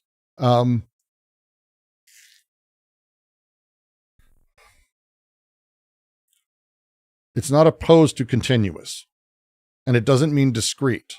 It means fragmented. It's actually, I would say specifically fragmentary. I do not mean discrete or as opposed to continuous, because they see them together. If that makes sense. They see them as coming together. And that's the next slide. Desire makes flow, flows, and cuts. Wow. This paragraph is fun. The other English translation says, desire causes the current to flow, itself flows in turn and breaks the flows. I've literally no idea where they got that from at all. It's le désir fait couler, couler et coupe. Like that's it. That's the entire thing. It literally makes flows,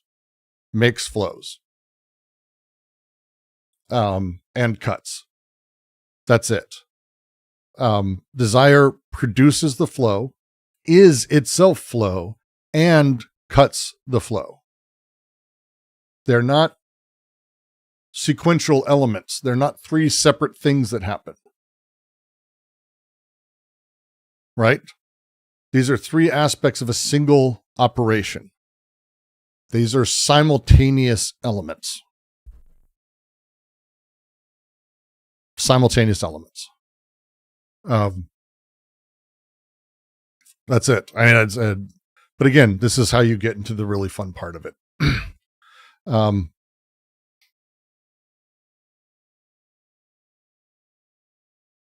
So this is the fun part. The common English translation of the sentence I'm about to say is, I love everything that flows, even the menstrual flow that carries away the seed unfecund. They write it as, and I'm not joking, j'aime tout, c'est cool, même les flux menstruels. Like they translate it as flux. I'm not joking.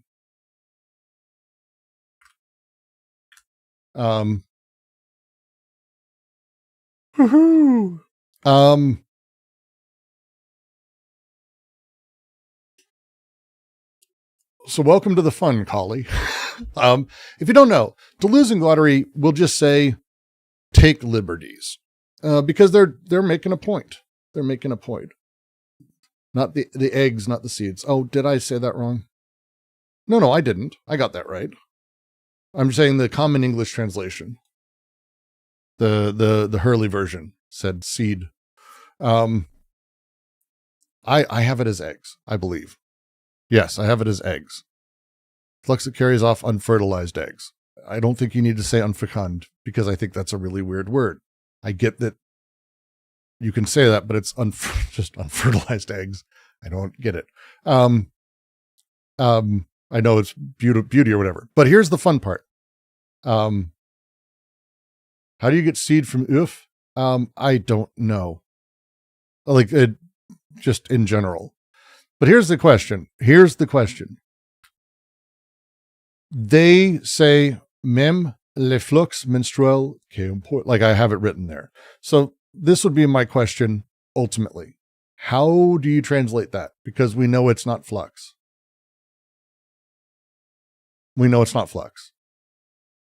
They're intentionally mistranslating English and then gets unintentionally mistranslated back to English. Or they just went, oh, let's go find the original quote, and they used it, because I think that's actually almost part and parcel the original quote exactly. Why are they talking about flux here? Why would they add that? Why would they add flux there? It's gendered, waste, non-reproductive. It's so this is not my statement. I'm just talking about the reason that Miller makes the point, and the reason I love Miller and I love what he's saying here, but they're going to continue it on. The point is that it's gross. I even like that. I even like that float. I like that versus saying, oh, I like cum. Well, no. The point is like a materialist vulgarity, right? That's the point for them, is to be driving at that as hard as possible. The use of flux, who's Miller in this context? Miller is the guy who wrote Tropic of Cancer, where that is from.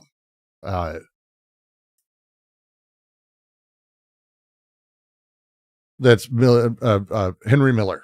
Sorry, Henry Miller, the author, who wrote Tropic of Cancer. Little later in the book, I think.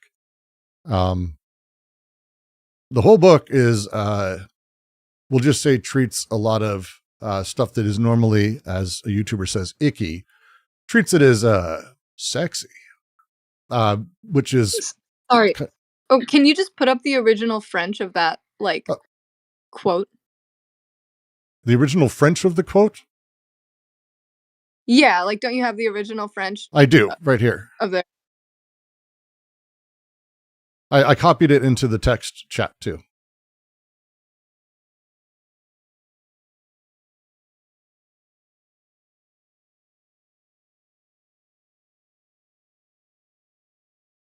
Sweet, thanks. Yeah, no, it's the it probably should be translated as flow, and I'm perfectly fine with that, and I'll probably end up making a note of that. But the thing that's interesting to sort of play with this, because I'm going to kind of add in the next little bit, says Miller in his Song of Desire, pocket of waters and calculations of the kidney.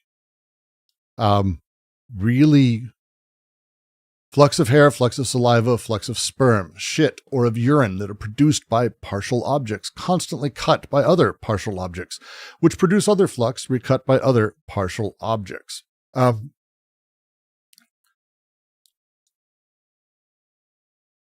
The phrasing is really interesting here, and I need someone who's like, again, Estelle, if you want to, or someone else. The French is really interesting here. It's poche de eu et calculus de rein.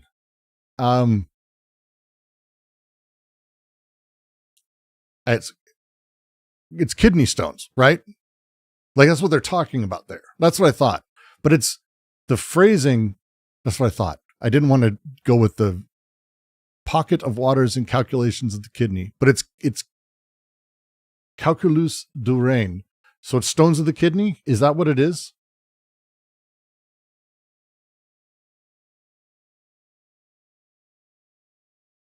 Because it's calculus is a accumulation.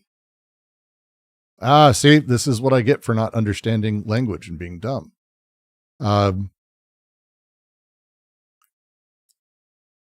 That's interesting.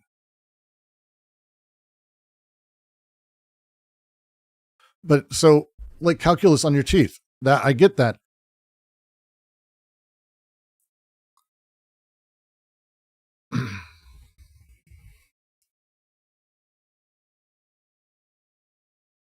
Push de u is amniotic fluid, right?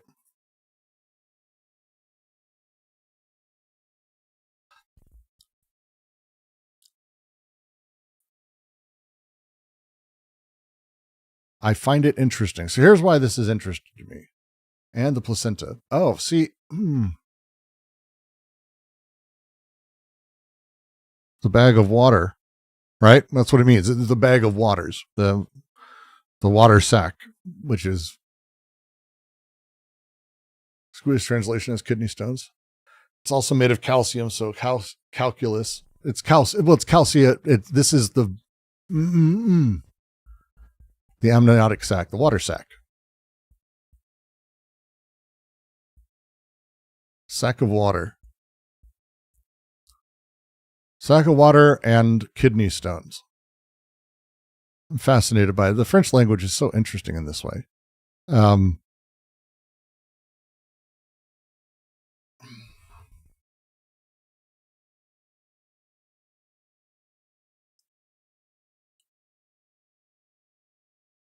fascinated. Yeah, a kidney stone is not a float. I would argue, having witnessed a birth or two, amniotic sac is not, like, Hurley translates it as spilling out of the sac. That's how he does it, right? So he says amniotic fluid spilling out of the sac and kidney stones. I don't know why you'd add that, but it's not that no one who's ever seen this would ever go, oh, look, it's spilling out. It's not language you would fucking use for any of that shit. At all. Just go watch YouTube videos of births. And it is not going to prepare you for the real thing. That's just the way it works.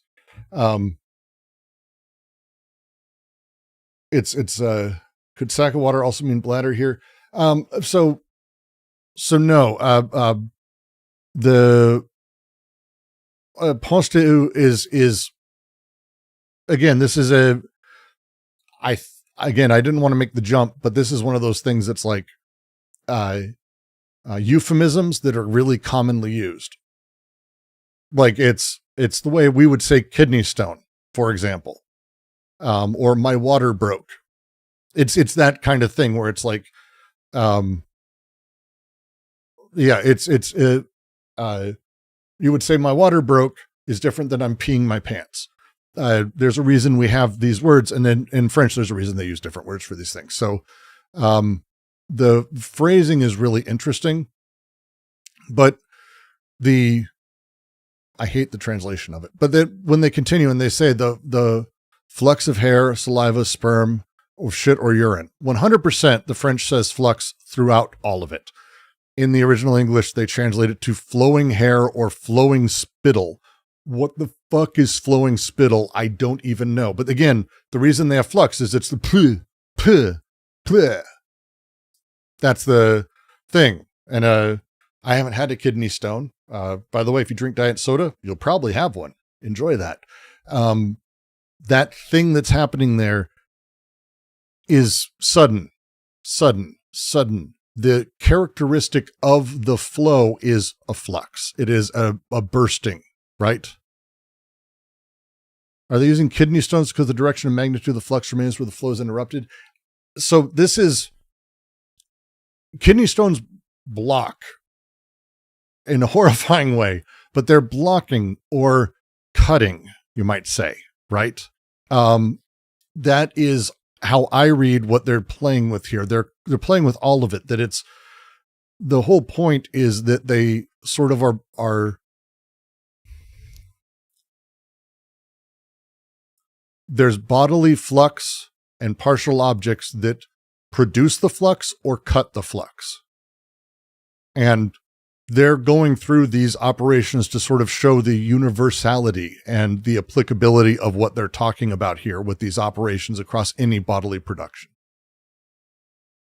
Isn't spittle just saliva? Yes. But would you ever say, well, so again, that's if you were translating it that way. Bave is the original language they use here, which is saliva is a drool.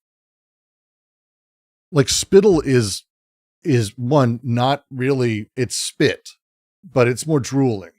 So it's, again, the English has a lot of issues with this one, but bave is as I understand it, the word would most commonly be used with, like, if you've ever been around a really big dog that's got like slobber, like that's kind of what it is it's kind of like someone who's a drooling buffoon kind of thing is like slobbering. I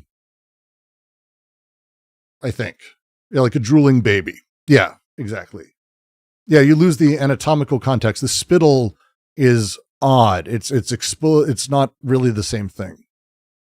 But again, they say specifically constantly cut and recut, not interrupted, recut.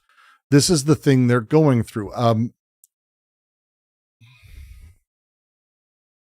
The whole thing they're going through is that the flux proliferates even in this reading of how we're going about it, the repetitive structure, the flux of Y, the flux of blah, blah, blah, blah, blah. And some of them are blocking, some of them are going, some of them are sudden, some of them are shitting, whatever it is. It's mechanistic of sorts. And I mean, I think you could argue that they've got other plays in here in words, but I'm hesitant to. It has a direction. I think spittle has a direction and intention and like a thrust behind it that I don't think fits the phrasing that they have. Again, the French original, I'll just post into the chat. L'oxysperme de merde, d'urine, qui sont produits par des objets partiels, constamment coupés par des autres objets partiels. I'm going to do my Southern lad version of that. Yeah, I know it's the worst thing you've ever heard. You're welcome, LJ. I will do that again. But that's the idea. It's that Miller's got his one example of menstrual flux. And I need to put you know what? We're going to do that real quick. I'm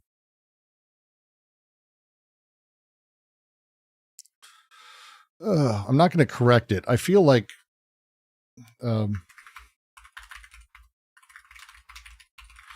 is in English.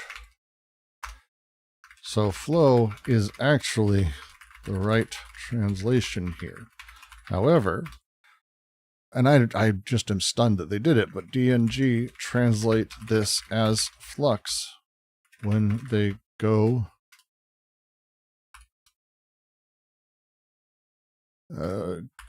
from English to French.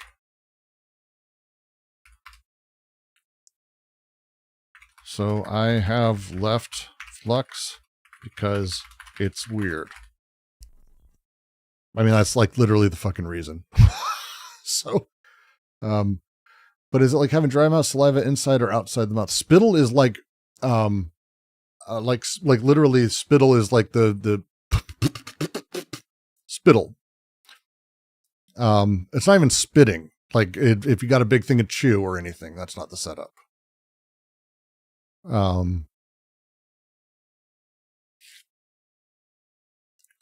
they continue. Every object supposes the continuity of a flux. Every flux, the fragmentation of the object. So we were talking about the opposition earlier, right? Right? That's what I remember earlier, that thing. Boop, boop, boop, boop. Object and flux are reciprocal conditioners, which is not a sentence. That's fine. Objects require a continuous flux. The flux requires fragmented objects. There is no cart before the horse. Neither one is prior to the other. They're co-constitutive. Okay? They add the quotes around object. I did not do that. Every object, they're not talking about sort of the traditional sense here. They're talking about the way that this fragmentation operates here and the reciprocal structure. Okay? So when we had the categories of fluxes, like we just went through all of those, right? Every bodily object, your kidney, your mouth, your ass, supposes a continuity to it that it is cutting. I'm not going to describe how that works, but every one of those things breaks or cuts the flux that it's part of, right? Every flux also in turn is sort of supposing a supposition of the partial object that cuts it, which is setting up the next line, which is, no doubt, we'll break this up. No doubt, each machine organ interprets the entire world according to its own flux, according to the energy that flows from it. The eye interprets everything in terms of seeing, the speaking, the hearing, the shitting, the kissing.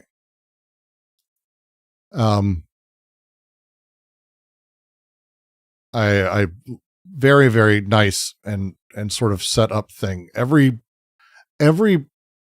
partial object organ machine setup, right, is interpreting the entire world through its own energy flow. It's the energy that flows from it. Okay.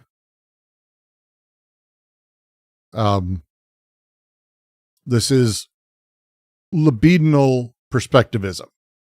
The way that if you're part of our Klosowski reading, or if you've been doing any Nietzsche, you'll know Nietzsche isn't a perspectivist like every person has his own perspective. No. Every will has their own perspective. Every force has its own perspective. Every perspective is from that. There is not a unified subject. There is only partial, fragmented objects with their own points of view that are the energy flowing from them.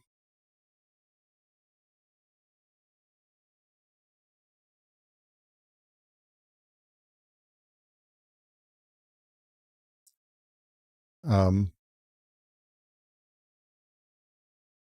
I do have a question for you Frenchies, because I chose the polite version and I could make it worse. I don't know if it's intentionally so. So So we'll go with the French here.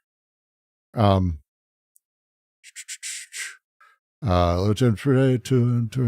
parler, l'entendre, la chair, la basser. That's fucking, right? I bet they mean both. I think they mean both too, but that's a great French word that we don't have. We don't have a both. And if I put fucking, then it is explicitly, again, human sexual. I'm hesitant to that because that's really not what they're going for. They're using vulgarity here as a tool of shock and everything, but like the point for them would be both. B-A-I-S-E-R, baiser. Right? Le baiser. And so it doesn't, this is one of those where it, like, honestly, I could go either way. I'm not sure it matters a great deal because the point is that the eye interprets everything in terms of seeing. It sees speaking, it sees hearing, it sees shitting, it sees kissing, fucking, however you want to put it. Getting off. Yeah, it means both. Technically, it means kiss or fuck, but it can be, well, does it mean fucking or does it mean like sex? Because it's a word that is not used in like, it's not an unknown word to proper conversation. I don't say fuck around, random people. I don't be like, I'm going to go fuck. Like, that's not what it is. This is a thing. It's a word that's used in mixed conversation. It means sex more generally. So it is outside of normal conversation.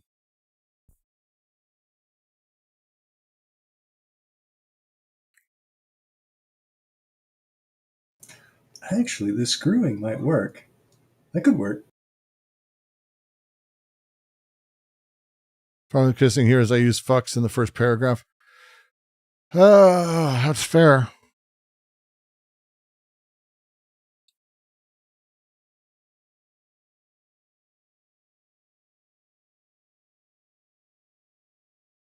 Yeah. Sachez, c'est basse. Yeah.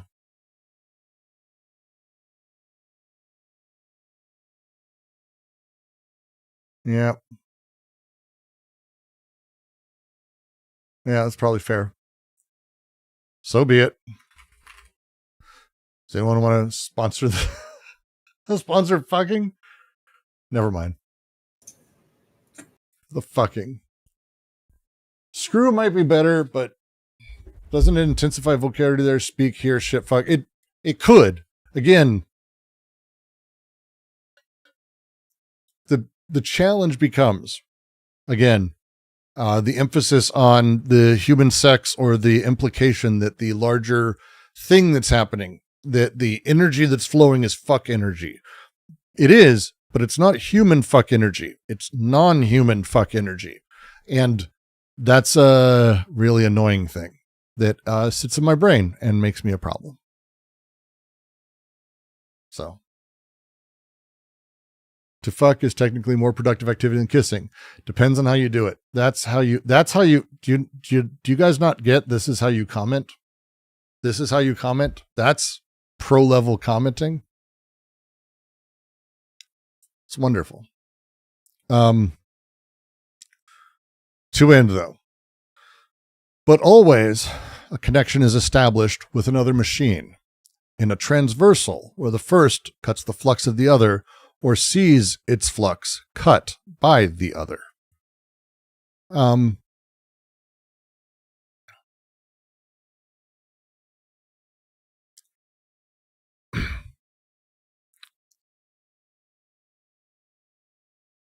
So this is an interesting French nerd question that I have. I translated it in a transversal because they say dans un transversal, which is a very particular thing. They're speaking of it as a noun. transversal is a transversal line, a cross connection, a transversal spot. Hurley's translation has it as along a transverse path, which is making it an adjective of another element, which is problematic to me as I read it. So here, let me put up the French again in Discord. And here, I'll put it so you guys can yell at me on YouTube too. This one's fascinating. This is going to be, you want like how far your own head can go up your own ass. You don't want to know how long I debated this one. Because it is, to me, not adjectival, right? That's not its setup. It is a noun. It is not along a transverse path. It is within a transversal, which is, it could be a path, sure, but it's cross connections itself. It's the transversal line itself, not a path that is transversal. Yeah, I know. Head way up my own ass.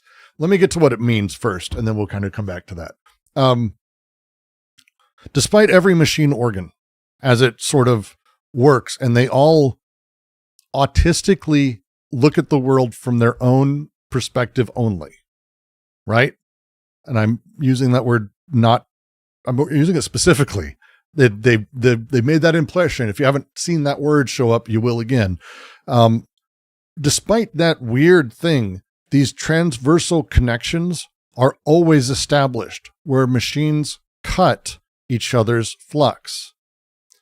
So the break in the perspective closure of things that would shut it off is that cutting and reestablishing, which keeps this sort of universal connectivity of desire machines functioning and running.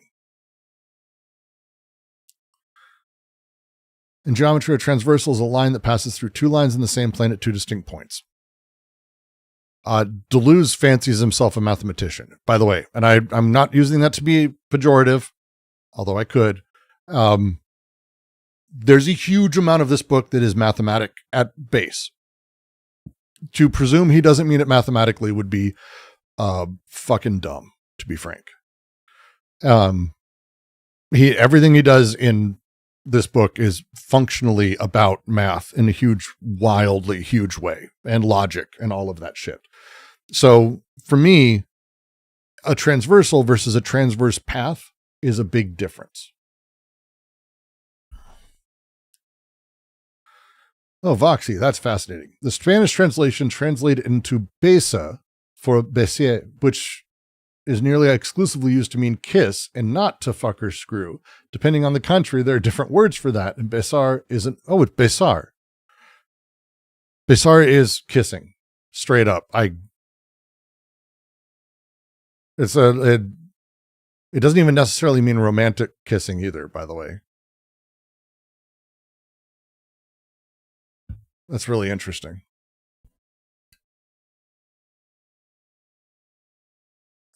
See, this is how you get into your own bullshit really fast. That's fascinating.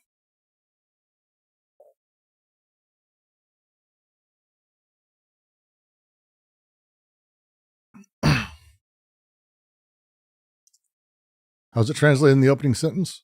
Oh yeah, Vox, you go back to the first sentence. How do they translate basic? I guarantee you they make it fucking, or they change it to another word. Or it is going to be the most hilarious opening to the book ever. Because again, if I were to go back and go, it functions everywhere. It breathes, it heats, it eats, it shits, it smooches. Doesn't have the same weight. Just doesn't have the same weight.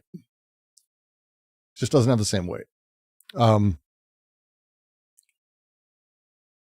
So this paragraph, and we'll go back through in a minute and chat about the translation, which is hilarious. The basic operation of desiring production is the flux cut. That's it. This is the connective syntheses. This is the structure of libidinal economy, which are binary machines in transversal connections. Everything that follows from here is the elaboration, the complication, or the application of these principles as they become the other regime. The social formation, social machine, psychoanalysts, bullshit, capitalism, Oedipus, whatever. They say besa, so it kisses. That's fucking funny. That's funny. Holy shit, it does say Elo kaga, elo, wait. It shits, it kisses. That's fucking really weird.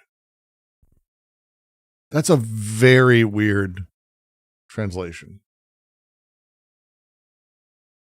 Now we have to translate, we have to guess gather every version of Anti-Oedipus in every translation. Let's do it. Does it fuck or does it kiss? We must know. 100% they meant fucking. Like, that opening thing, we can say absolutely certainty they meant fucking. It fucks. They refer to this elsewhere. They talk about this elsewhere. They have talks where they do this elsewhere.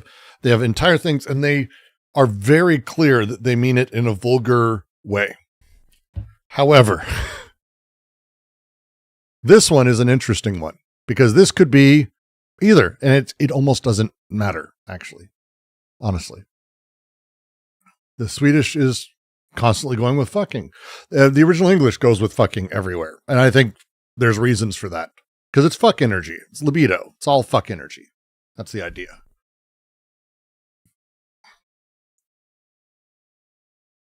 It's vulgar with other possibilities. Sure. The Greek translation is fucking. See? Well, it's Greek. So, leave it to the Greeks. It's fascinating. But the point of this, this paragraph is laying all of it out.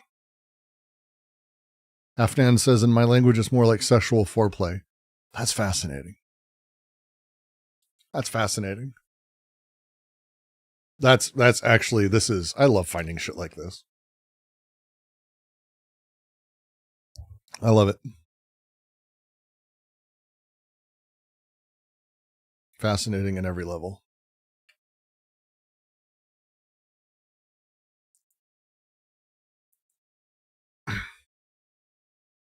The thing to care about, though, because the word, well, we're going to have fun looking it up.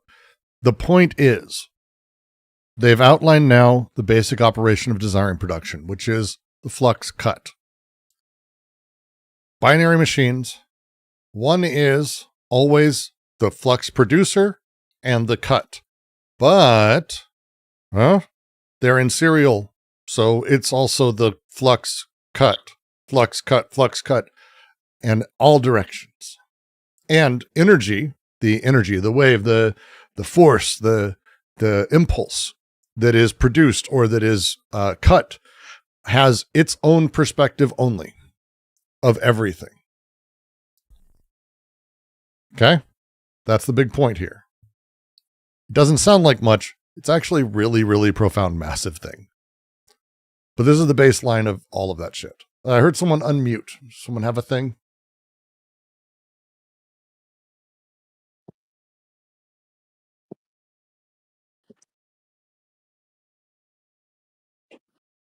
Yeah, Mehdi, I think, hit it on the head. It's why it's an interesting word.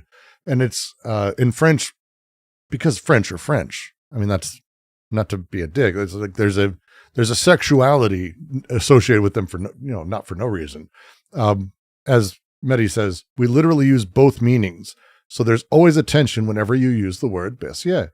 The way I interpret is that they're intentionally playing with the tension, but I could translate it as the fucking, because they're only using verbs in this sentence. They parler, and yeah, it's. I think it's fascinating. I think there's a lot of stuff that they're playing with constantly. I think you could argue earlier the way that they talk about because I forgot to change this. Sorry. It's when we talk about the language they're using around the kidney stones, the calculi, the calculus. There's no way they're not starting to hint at the mathematical side of these things because it's such a very particular phrasing. They're playing. Deleuze does this. He fucking does this shit all the time. Someone is coming through. Who be talking? Is it Collie? Is it you? Is it me? Hello, Collie. How are you doing? Sorry. My bad. You're good. So let's correct this. This would be it's not amniotic fluid. Like the thing about the beauty of their language, the way that they use this is we don't say the sack of water in English. We say the amniotic sac. We don't have that. We talk about the water breaking when a woman's water breaks, which is what they're talking about. It's the amniotic fluid that's spilling out as the translation uses it. So the water, the bursting of water, but that's not in the original French. So it's the amniotic. It's so unromantic, uninteresting, and it's just gross language. It should be bag of water. We don't really have that. The water sack. We don't really have that thing that comes out of it. I probably should do that and then add an annotation.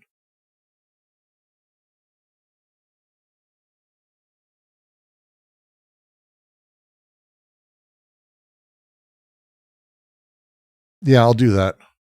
Because it should be like a sack of water, opposed to a calculus de rain, and sack of water and stones of the kidney.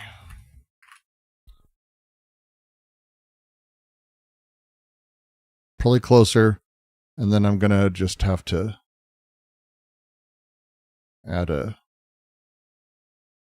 Because I don't think I can do the entire thing. I think it's still broken when I have it here, but we'll find out. Amniotic fluid and sac is the reference. Kidney stones as well. Biological elements that produce or cut flows. Did that break? Yeah, it didn't work. I didn't think it would. I'll put it afterwards. Biological elements that produce or cut flux flows, including the aforementioned amniotic sac and kidney stones. Kidney, what the fuck, Brooks? That's how you know my days. We're ending the reading. Kidney stones. Excellent. That'll work. That'll probably stay there pretty well. Yep, cool. I'm going to leave it as fucking, because I think fucking is probably the closest we get to being able to say it what it could or should be. Oh, great. Oh, great. The shift over time changes.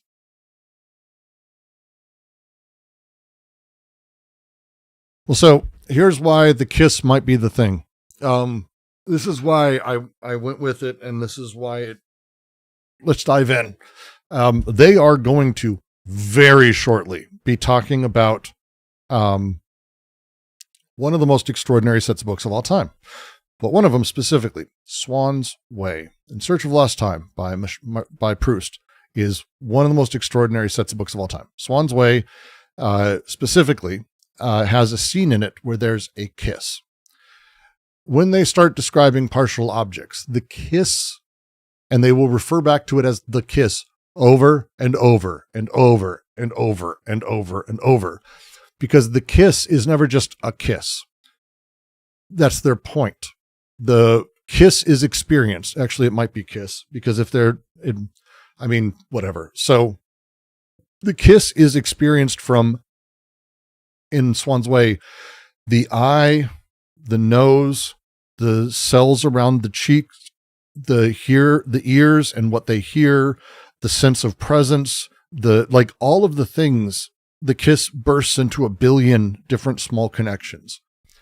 The kiss is incredibly important to how they talk about the perspectival, autistic nature of every connection.